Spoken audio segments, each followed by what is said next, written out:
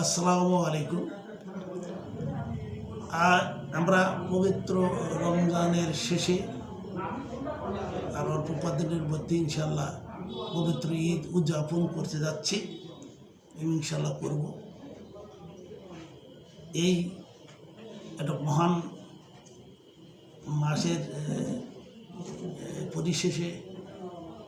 যে উদযাপনটা আমরা করতে যাচ্ছি, সেই উপলক্ষে গোটা দিনাজপুর জেলাবাসীর পক্ষ থেকে দেশের মানুষকে শুভেচ্ছা জানাই, ঈদ মুবারক জানাই এবং সবার কাছেই প্রত্যাশা আমরা যেন আমাদের মহান সৃষ্টিকর্তা মহান আল্লাহ তাআলা অথবা ঈশ্বর, আমরা যে যাই বলি না কেন, সবাই তার কাছে প্রার্থনা করব যাতে করে আমাদের দেশ, আমাদের জেলা, আমাদের দেশ